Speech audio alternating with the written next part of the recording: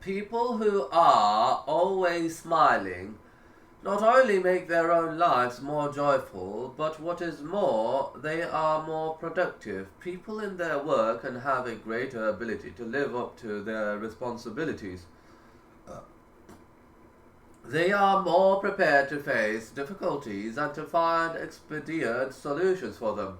They are prolific workers who benefit themselves and others. If I were given a choice between having status in society and plentiful money, and between having a happy, radiant, smiling self, I would choose the latter. For what is great wealth if it begets misery, and what is high position if what comes with it is constant gloominess? And what good is the most beautiful wife if she transforms her house into a living hell?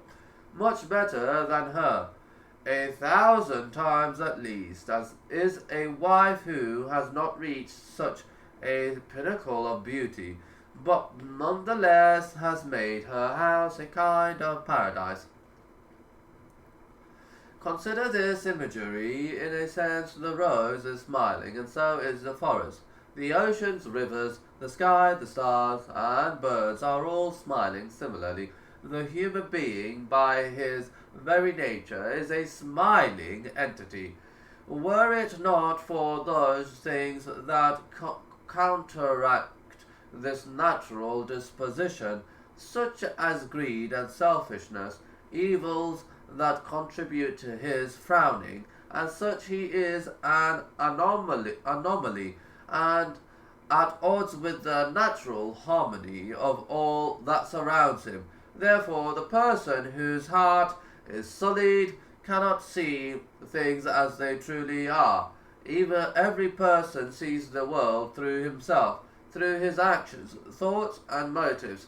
So if our actions are noble, if our thoughts are pure, and if our motives are honorable, then the spectacles through which we see the world will be clean, and the world will be seen by us as it really is, a beautiful creation. If the spectacles become dirty and their lenses stained, then everything will seem to be black and morbid. There are those souls that are able to turn everything into misery, whilst there are those that are able to derive happiness from the most. Smile, difficult of circumstances. There is the woman whose eyes fall upon nothing but mistakes. Today is black because a piece of fine china broke, or because the cook put too much salt in the food. Then she flares up and curses, and no one in the house escapes from her execrations. Then there is the man who brings misery upon his own self, and through his disposition heaps the same upon others. Any word that he hears he interprets in the worst possible way. He is affected gravely by the most insignificant of things that occur to him, or that have occurred to him through his actions. He is drawn into misery by profits lost, by profits expected that went unrealized, and so on. The whole world from his perspective is black, and so he blackens it for those around him. Such people have much ability to over-exaggerate the trifles that occur to them. Thus they make mountains out of molehills. Their ability to do well is negligent, and they are never happy or content with that which they have, even if what they have is plenty. No matter how great their possessions, they will never feel any blessings from what they have. Life is like an art or a science. It needs to be learned and cultivated.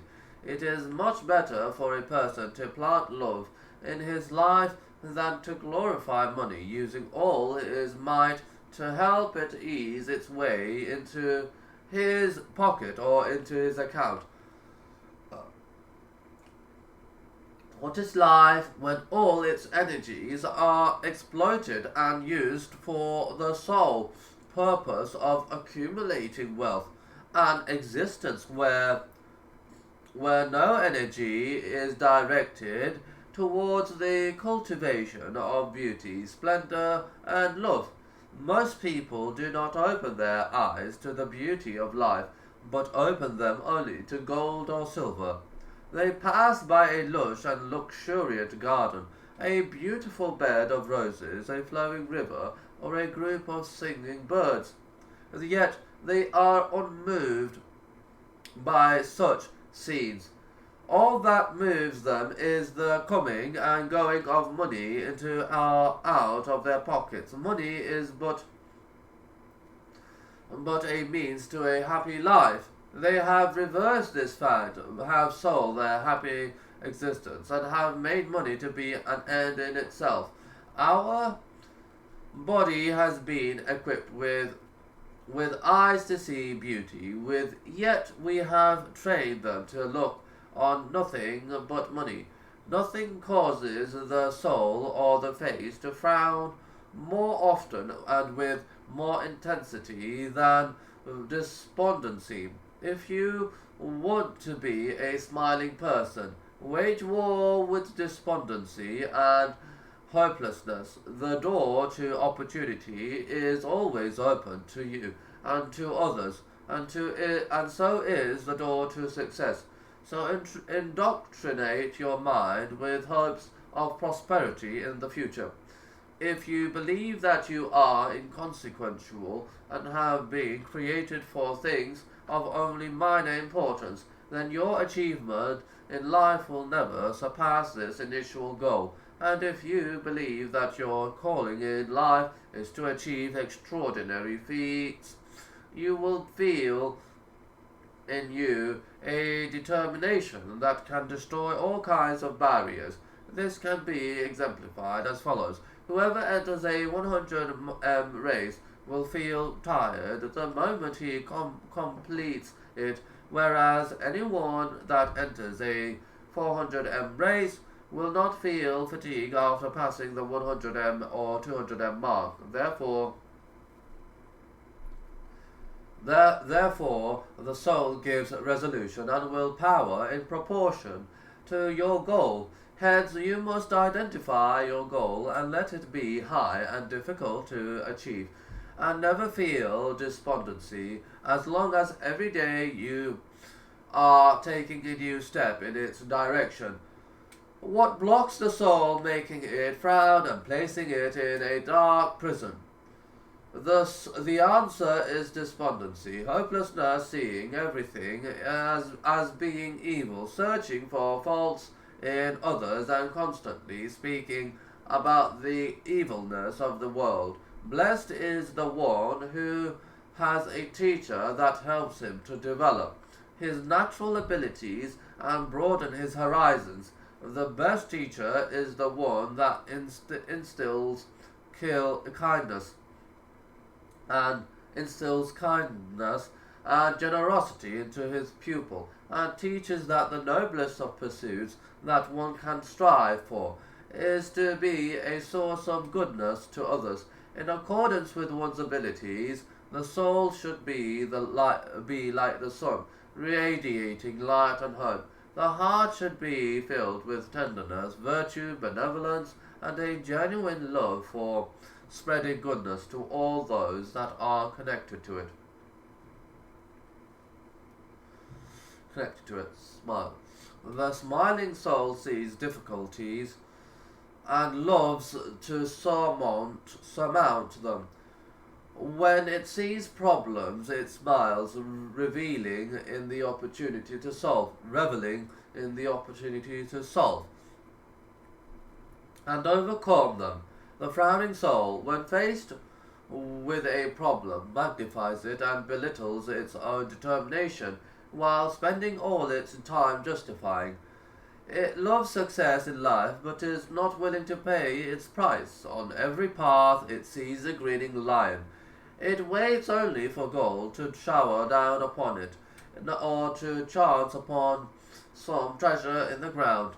Difficult things in life are only relative, for everything is difficult for the ordinary person, while there is no great difficulty for the remarkable person, while the remarkable person increases in worthiness by overcoming obstacles, the weak person increases in meanness by running away from them.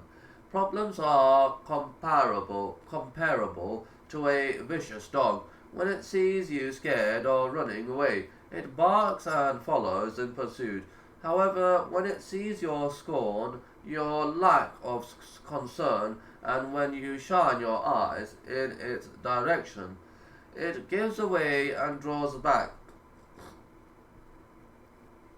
Furthermore, there is nothing more deadly than a feeling of inferiority, a feeling that makes its holder lose all faith in his adequacy. So when he embarks upon a project, he is immediately doubtful of its completion or success, and he acts according by gratifying these doubts. Thus he fails. Having self-confidence is a noble virtue and is a pillar of success in life. It is important to note, though, that there is a vast difference between conceitedness and confidence. Conceitedness means to rely upon a deceitful imagination and false pride. Confidence means to rely upon true abilities. It means fulfilling responsibilities, developing talents, and organizational skills. How much in need we indeed are of a smile, a friendly face, easy-going manners, and a gentle, generous soul. The Prophet said, "Verily, Allah has revealed to me that you should be humble, so that none of you should transgress upon."